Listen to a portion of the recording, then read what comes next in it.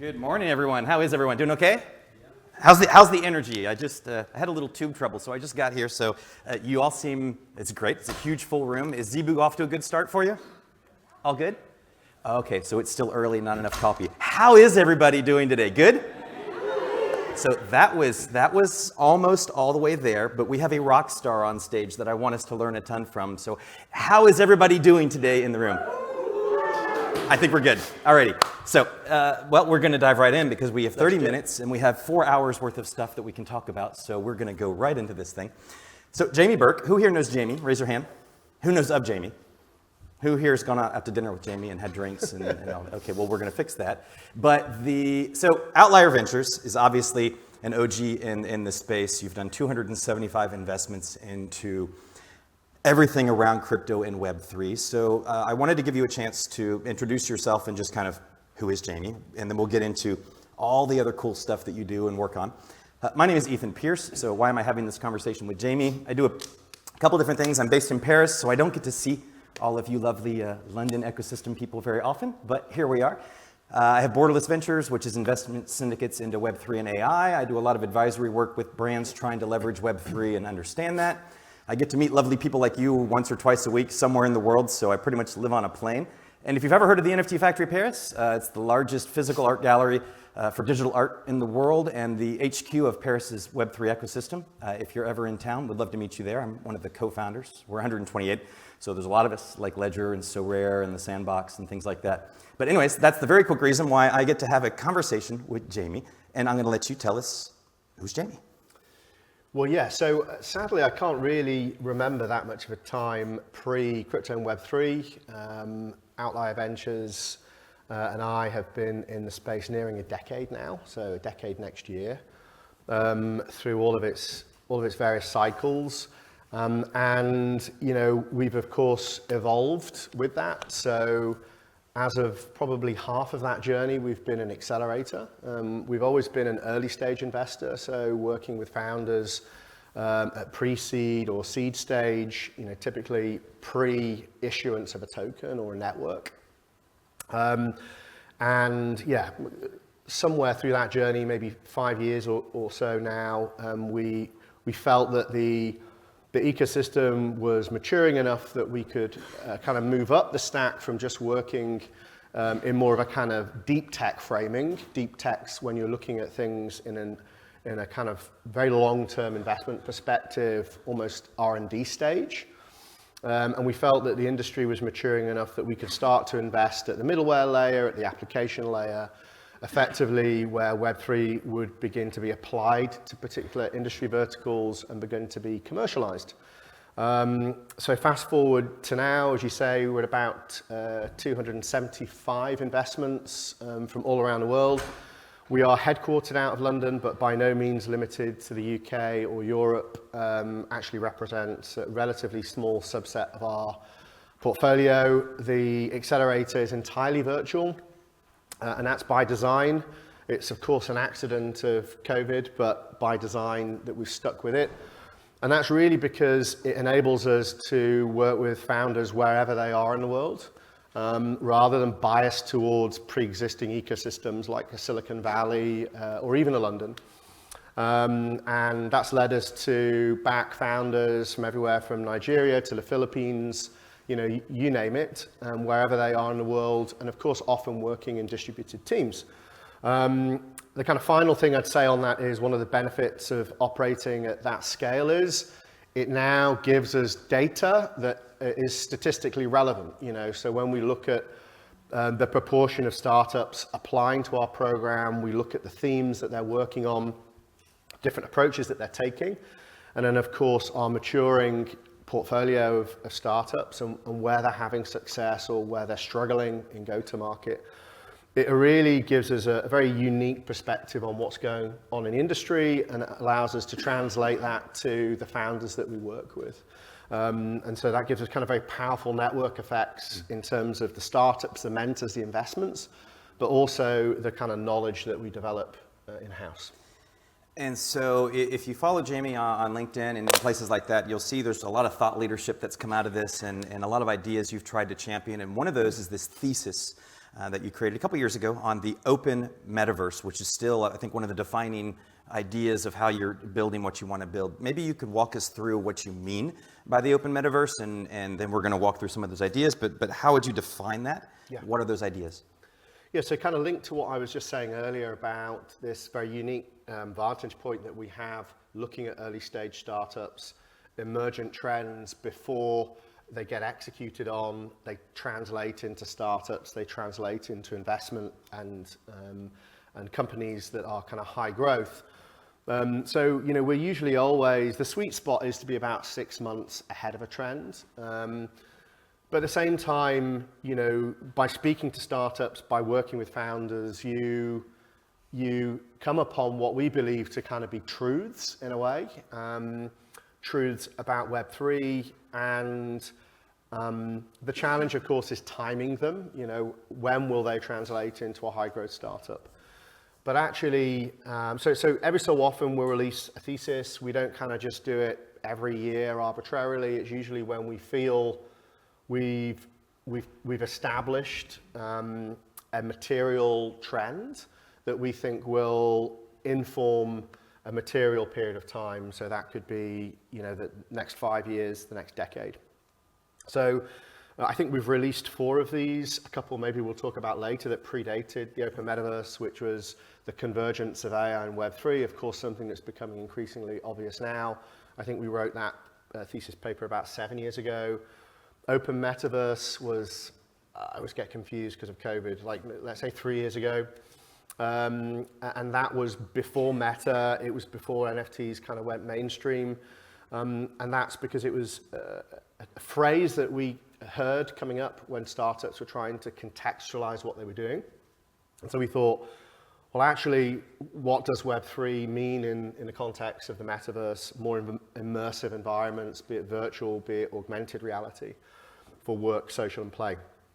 And so we spent a lot of time with our in-house team of experts, about 75 people that span token design, regulation, technical analysts, translating what that meant. And the distillation of it really is that we feel as the web is becoming increasingly immersive and we move away from just a mobile device to augmented glasses or more immersive environments with VR, that increasing amounts of economic activity are going to be carried out in platforms. And the question is, you know, how do we make sure that we don't just entrench the existing Web2 business models and the kind of extractive, monopolistic behaviors? And then also, how do we make sure that these virtual environments, when you consider them as places where economic activity is carried out versus just somewhere you go and have fun, how do we make sure that they are inclusive? And so we believe that a lot of the kind of fundamentals of Web3, the design principles of Web3, ideally would be baked into these new immersive worlds. So sovereignty is a key one of those. How do you ensure that the users of these environments have sovereignty of their identity, their associated data, metadata, but increasingly forms of digital wealth.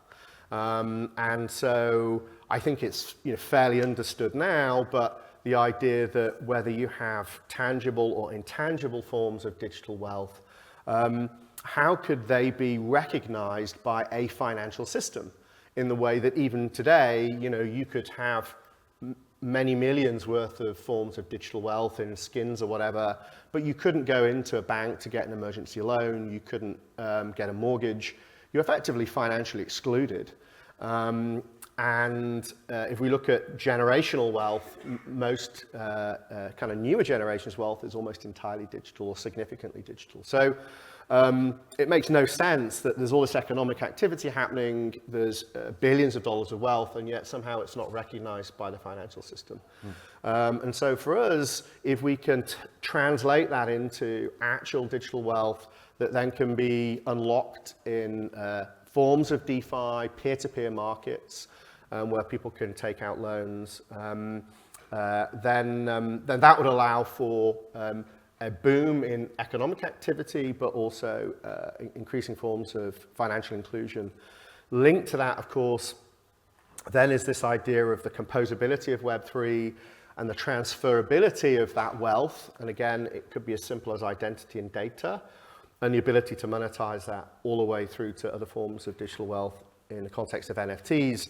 But the idea is that not only they would be interoperable across platforms, but they would be, that kind of stems from this transferability. Now, the interoperability piece is key, and I think a lot of people have almost given up on it now, because it's a very hard problem to solve, this kind of promise of in-game items or whatever it may be, being able to be moved across environments, played in different environments. And actually, it's one of those really hard problems, like identity, by the way, decentralized identity, that when it's solved, very quickly catalyzes because of the network effects. And so at the moment, most people's dismissive of the open metaverses, they've kind of moved on from it. They've dismissed it as this COVID fad. We've invested in, of the 275 startups that we've invested in, I'd say, there's a good 1/3 of those that are related to the open metaverse specifically. And many of those now have built the infrastructure and the middleware that's beginning to catalyze. And so we've got Crucible, we've got Futureverse, we've got people like Crypto Avatars, whose technology is now starting to catalyze, and they're starting to be able to integrate, collaborate with one another. And you're going to start to see, I believe, the Open Metaverse, the benefits of the Open Metaverse really kick in from probably next year. A number of really deep, immersive games, AAA grade games are going to happen. And then very quickly, it's going to be obvious that the Open Metaverse is going to be very difficult to compete with in a siloed way. Any one game studio, any one gaming platform can't possibly compete with this kind of global network of developers. And when we look at the technical limitations of some of the experiential side of, if we really go down the metaverse piece of this, I've been rather bearish on the topic just because I don't feel like a lot of the world's ready to live in a Minecraft, looking thing or whatever. And then Apple comes out with the Vision Pro, which for me won't necessarily go down that path, but just I think that's a sign that 5 years from now, the quality of the environments that we'll be able to have immersively, because the developers and Apple figuring out a way to make this more consumer friendly and all that, that's going to be fun. It seems like all these things are kind of converging, but one of the really underlying themes in what you've talked about with Web3 and the metaverse and all this is trust. Especially if we bring in generative AI and all the content creation and all the things we're looking at. Whether it's our personal, our professional, our financial transactions, trust is going to be really important. What are your thoughts on creating this identity layer to be able to understand that content is true and real, that those assets are really ours, and that the our in that is really actually me, that identity layer? What are your thoughts on how we move forward with that in a privacy compliant way as well? Yeah, I maybe to kind of just close off on that last point around the timing piece. So it comes down to the definition of the open metaverse. So most people think of the open metaverse only in the context of virtual reality, or only when AR is entirely ubiquitous. And of course, that's all very hardware dependent, and hardware takes time. It takes a lot of money to come through. And that's a good thing, because actually what we're trying to do now, a lot of the protocols and the middleware and the infrastructure, we have time as builders in Web3 to build rails and an architecture and the fundamentals for this digital economy that are aligned to the web that we want to see. We have time before the hardware belonging to select few platforms kicks in and might tend towards monopolies. And we probably get into this a little bit later, the dangers of Web 2.5. We're kind of in this transitory phase at the moment, and there are risks that we get stuck in Web 2.5. But identity is actually one of those kind of critical things. So we did our first identity investment in a blockchain context, probably back in 2015, and then a second one in 2016. And decentralized identity, for me, is perhaps the most important thing you can be working on in Web3 now, arguably, I think, in the entirety of the web. Because we can't have Web3 without a decentralized form of identity. We're reliant upon intermediaries to identify ourselves, centralized intermediaries. And some people might say, well, that's okay, we already do that in the world, we're identifying ourselves, we trust various entities to carry that out. But there is a cost to trust.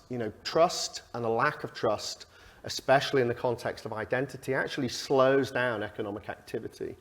So if you remove the friction of trust and the friction of proving who you are, more economic activity can be carried out. So there's like a very powerful argument to be able to come up with a form of identity where you're not always having to do the same thing multiple times with centralized intermediaries doing it in a very analog way. So putting aside Web3 and everything else, just a kind of effective form of digital identity that can also comply in certain instances in a regulatory context is going to unleash a huge amount of economic activity. Now, of course, and I guess many people in this room would advocate that should be done in a Web3 context. That doesn't necessarily mean all of that's going to happen on chain. In fact, there's a very good argument to say there's a lot of things you don't want to be happening on chain in the context of identity, because blockchains are inherently public, and therefore you are forcing a user into public by default. Actually, what you want to do is to have a lot of things happen off-chain, but then some kind of verification to prove that things happened as a reference on-chain. And so there's actually lots of really interesting things happening in identity right now. And I think zero-knowledge technology is creating an infrastructure that's going to rapidly accelerate that. So for those that aren't aware about ZK and zero-knowledge technology, it allows you to prove things. Well, it has many use cases and is very generalized, but it allows for things to happen in a cost-efficient way and in a privacy by default way. And so there's certain things you want to do, both as a consumer and as a corporation, where you want privacy by default. There's a lot of things companies will never do on a public blockchain, which is why they're always trying to build their own private blockchains. But there's also a lot of things you as a user don't want to identify yourself with. The idea that your wallet becomes your identity, I think, is very dangerous. You're connecting financial with social. We almost walked into a nightmare with Instagram and them trying to connect your Facebook metadata, which is all of your social, with your financial on-chain data. It creates lots of security vulnerabilities as well. So zero-knowledge technology will effectively allow you to prove things about who you are, so attest things, to have those verified in a privacy preserved environment, and then maybe link to the proof that that's happened, which you might want to put on chain. And all of that can happen in a very cost-effective way versus kind of an on-chain transaction. And so effectively, you can imagine that things can be proved about yourselves either by yourself, maybe even by an agent, an AI that might represent you in the future. It can carry out various microtransactions, and you can choose who you're going to prove that transaction's carried out to. So you could carry out KYC and AML in a private environment, and then you just have an attestation that that's been carried out that might allow you to then use a DeFi protocol without revealing any of that underlying personal data to that protocol. And so that really unlocks the power of Web3, the promise of Web3, the promise of DeFi, but in a privacy by design environment. And so one of the reasons then that's going to be so important is, as you mentioned with Web 2.5, this idea that we have legacy systems, all the main platforms that we already use, all the stuff that already exists, and we want to bring those into a decentralized future, but the reality is it's just going to be a more decentralized future for the time being. It's not going to be completely. So this idea of Web 2.5, if we've got our driver's license that's now a digital asset, our insurance for the car, or the car's title, our apartment's title, our school diplomas, if we have all these things like that from that world, well, that's a marriage of legacy systems in Web 3. Then all of a sudden our digital collectibles, our digital twins of the physical goods that we happen to own, everything that we do with rewards and loyalty programs, all of the ways that brands are looking at leveraging Web 3, and we're going to end up all these assets, these digital assets in a wallet that is our identity, for better or for worse.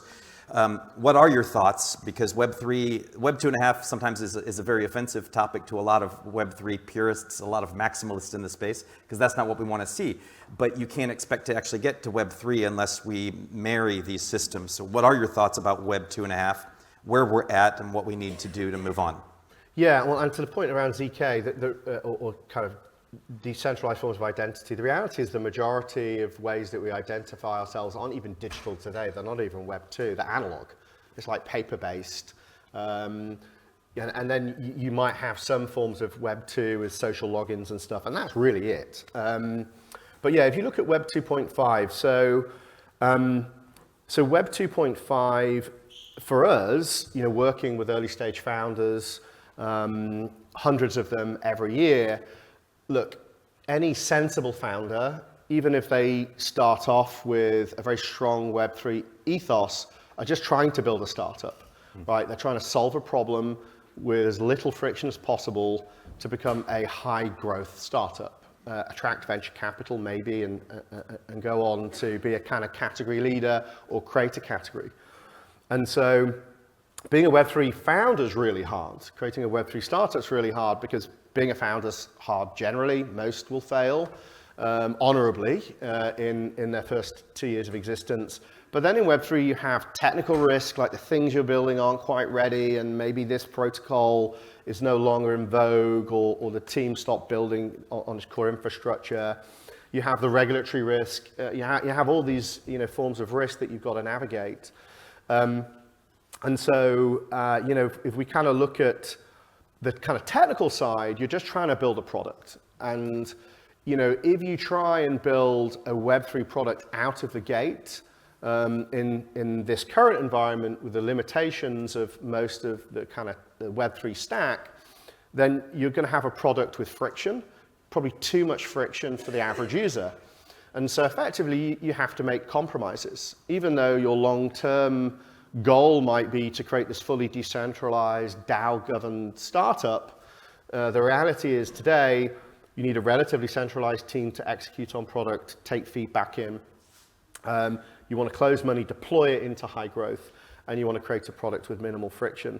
And so you're going to have to make these compromises, and those compromises will generally tend to centralization, right? Because that's just the quickest way to solve a problem. And it creates a product that's perhaps more familiar to the average user.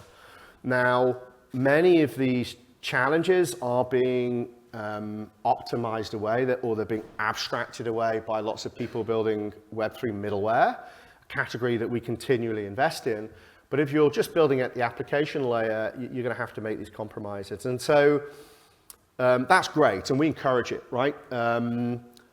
The challenge and risk is that as we try to increase adoption of Web3 at the protocol layer all the way up to the application layer, that these compromises harden, and we end up not with a transitory state of moving from Web 2 to Web 3, but a permanent Web 2.5 with this kind of compromised state. And so we did an analysis of this in a paper that we released called the Open Metaverse Under Attack. And so this vision of the Open Metaverse for us, which is a fully Web3 enabled version of an increasingly immersive web, is in some areas stalling and is in some ways being directly under attack in a regulatory context. So actually, for example, stablecoins are incredibly centralized. In many instances, they are not censorship resistant. So you can, if you fall out of favor in a particular jurisdiction, for whatever reason, be blocked from carrying out stablecoins. You can have transactions frozen.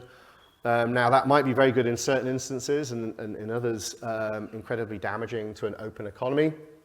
And actually, it continues all the way up. Even in ETH2, there are now various ways with MEV where things will tend towards centralization in terms of how the network's being used.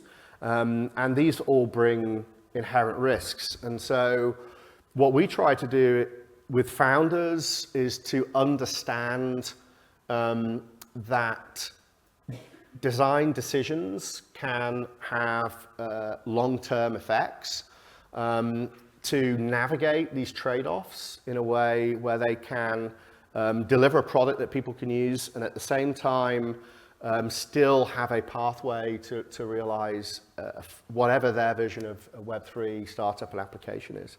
But the problem is that Web 2.5 is much easier to limit, restrict, and capture in a regulatory context. And so that's why we believe certain governments tend towards supporting a better of two evils in their minds, which is big tech. Well, let's just continue to support big tech. Okay, they're assholes, but there are assholes, right? We can stop Zuckerberg from launching Libra.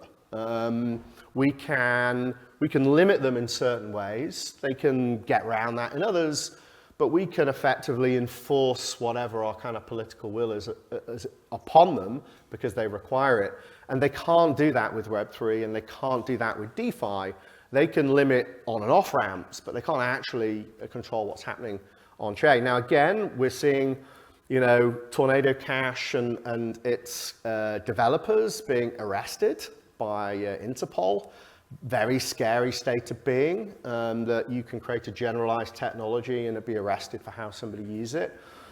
So we are by no means out of the water, but I think we are now big enough where we are a risk, we are a threat to established orders. That has risks on builders. Some builders have a higher risk tolerance than others in how far they want to push that line. And really, we're just here to help founders navigate those trade-offs. So I think we've answered 3 of my 7 questions, and we have 2 minutes left. So I'm fast-forwarding just a little bit, but that was excellent. And no, there's no criticism in that at all. But there was just 2 things that I wanted to make sure we cover in the time we have. So you've got like 30 seconds for each of them. The first one is the fact that Gen I and AI in general is kind of the new cool kid on the block. Everybody's kind of like hashtag Web3 is. But the reality is there's a great Venn diagram of how Web3 and AI work together to create the future of content and the future of identity and how all this works. So love your thoughts on that, and then we'll close after that with you have moved on from the CEO and founder of Outlier to be a chairman. So I'd love to just hear the thoughts on that. So great, all right. On to you. 47 seconds. So, Web3 and AI is in vogue now. It's actually been core, as I said a little bit earlier, to what we've been doing at Outlier. First paper was a convergence paper. We wrote that in about 2016. And that was because if you imagine the future of the web, which for us is Web3, how can you possibly imagine that without AI? Now, our thinking back then was by no means as evolved as it is now, but the base thesis is this, that all roads lead to Web3. Because actually, the more we see advances in AI, the more it's popularized, the more we see the output of AI and how disruptive that can be to particular industries, around IP, for example, or truth in the context of the internet and being able to say what's real and what's not. Really, you need a trust machine. And of course, what is Web3? It is a trust machine. We've got a decade year of technology here, primed. And I think AI is going to help people connect the dots as to why we need a trust machine, both in terms of the provenance of the input that goes into AI and how things are being trained. Lots of companies are now suing AI organizations for training their models that they commercialize on other people's data. The second thing is the computation. How can we trust what the process that's taken place? And then the final thing is the output, the content, the training models and everything else.